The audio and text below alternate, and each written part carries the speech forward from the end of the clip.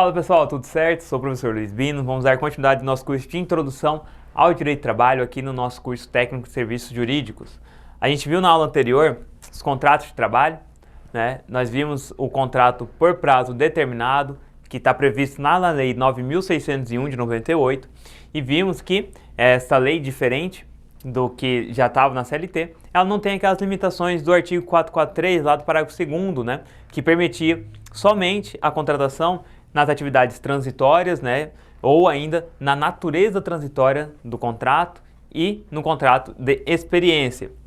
E vimos também as regras para transferências do empregado, né, quando que esse empregado pode ser transferido.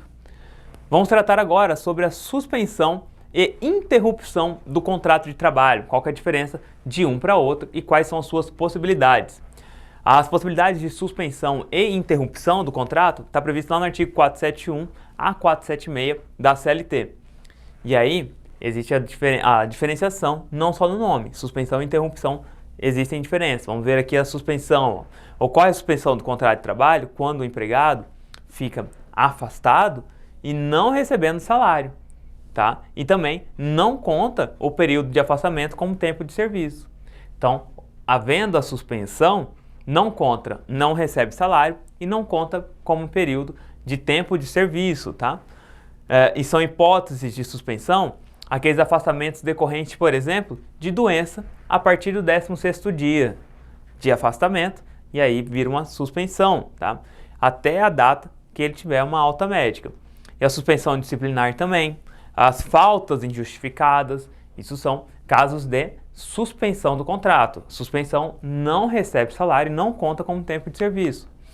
E aí ocorre a interrupção do contrato de trabalho naquelas hipóteses em que o empregado ele fica sem prestar o serviço, né, embora não esteja prestando serviço, ele continua sendo remunerado normalmente e continua contando o tempo de serviço como se ele tivesse feito, efetivamente estivesse lá trabalhando, tá? E aí quais são as hipóteses desse tipo de interrupção? Férias é um tipo de interrupção no contrato de trabalho. Licença por motivo de doença, né? Naqueles primeiros 15 dias, então, antes do 16º dia, os 15 dias, ele vai receber normalmente, vai contar para o tempo de serviço dele. A partir do momento que passa do 16º dia, aí vai virar uma suspensão do contrato. A licença gestante também é um exemplo de interrupção. As faltas justificadas também são exemplos de interrupção do contrato de trabalho. Nos dois casos, o contrato de trabalho ele continua vigente, tá? O que vai mudar ali são as obrigações principais das partes, né? Que são exigíveis ou não, né? Quando não é exigível, é um caso de suspensão. Ou, sendo parcialmente, né? Vai ser um caso de interrupção.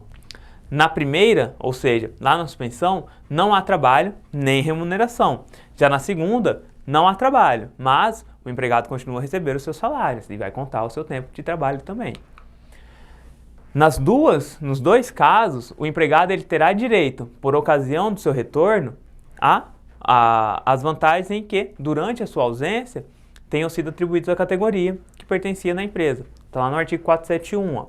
Ao empregado afastado do emprego são asseguradas, por ocasião de sua volta, todas as vantagens que, em sua ausência, tenham sido atribuídas à categoria, tá? A que pertencia na empresa. Então, por exemplo, aquele empregado que ele está numa categoria X dentro da empresa. E aí o sindicato consegue benefícios para essa categoria. Ainda que ele estivesse num período de suspensão ou interrupção do contrato de trabalho dele, quando ele retorna e ele tem aquele cargo, ele vai receber todos os benefícios que a categoria conseguiu. Então, se ele saiu com um salário de, sei lá, R$ 1.500, por exemplo, e aí o sindicato conseguiu subir esse salário para R$ 2.000 para aquela categoria. Quando ele retornar ao seu posto de trabalho, ele vai voltar recebendo R$ 2.000 e não os R$ 1.500 que ele recebia antes do seu período de suspensão ou interrupção. E aqui vale para os dois casos, tanto para interrupção quanto para suspensão. E quais são as principais hipóteses de interrupção e suspensão do contrato de trabalho? Vamos lá, o primeiro, greve. Na greve, a paralisação dos trabalhadores ela é considerada, em princípio, uma suspensão do contrato, ou seja, não recebe salário, nem conta como um período de trabalho. E assim como no início da paralisação, cessam também as obrigações do empregador e a contagem do tempo de serviço, ou seja, não conta o serviço e esse empregador não precisa pagar esses empregados, né, que estão em greve. Mas aí, dentro da greve, existem negociações, né, aquelas relações que vão acontecendo durante esse período de paralisação dessas atividades.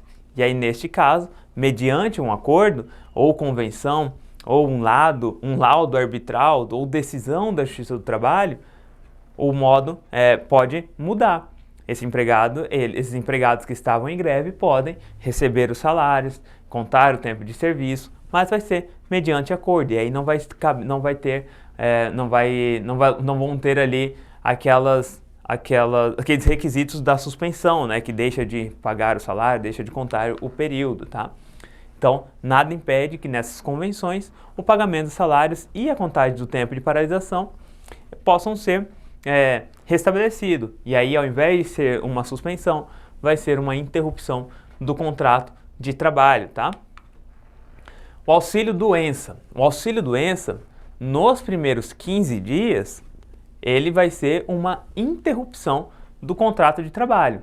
Auxílio-doença, dentro dos primeiros 15 dias, é interrupção, tá? O empregador que tem que pagar o salário, né, vai contar como um período de trabalho também, mas a partir do 16º dia, a suspensão do contrato, ocorre, nesse caso, uma suspensão deste contrato, porque aí o pagamento não é mais pelo empregador, né, e também não conta mais como tempo de serviço. Este pagamento começa a ser feito pelo INSS, lá no auxílio-doença. Então aí, neste caso, vira uma suspensão do contrato de trabalho, tá? Esse período de auxílio-doença, ele é coberto, ele não conta como tempo de serviço e nem para efeito de aquisição de férias, tá? Somente se ultrapassar 6 meses, tá? Isso aqui é uma regra, ó. Sendo superior a 6 meses, o empregado, ele perde o direito a férias em relação a este período aquisitivo que estava em curso. Então, a gente tratou já nas aulas anteriores sobre o período aquisitivo de férias. Então, aquele período que ele está adquirindo o direito de férias, se passar de 6 meses essa suspensão pelo auxílio-doença, ele perde esse direito, tá? No transcurso da doença do empregado, o contrato de trabalho ele não pode ser rescindido. Então, enquanto ele está com auxílio-doença, não pode rescindir o contrato, tá? Porque o trabalho ele é considerado em licença não remunerada durante o período deste benefício. Então, enquanto ele está em auxílio-doença, no período de suspensão do contrato, vai ser considerado então uma licença não remunerada. Então ele não pode ser mandado embora enquanto ele está recebendo esse benefício. Nos casos de acidente de trabalho, é mais ou menos a mesma regra. Os primeiros 15 dias é uma interrupção, porque quem está pagando ainda é o empregador, né? Mas a partir do 16º dia, também ele tem direito àquele auxílio-doença acidentário e é pago pelo INSS, né? E aí vai ser um caso de suspensão deste empregado para a empresa, tá? Esse tempo ele é contado como serviço efetivo e os depósitos do FGTS devem ser mantidos. Então, no caso do acidente de trabalho, o empregador ele tem que continuar fazendo depósito do FGTS, tá? E aí a mesma regra, ó, se o tempo de afastamento não for superior a 6 meses, será contado também para efeito da aquisição das férias. Só não será contado quando ultrapassar 6 meses. Bom, pessoal, a gente finaliza aqui mais uma aula sobre contrato de trabalho. Vou ficar aguardando vocês para a nossa próxima aula, onde vamos continuar vendo essas regras. Até lá!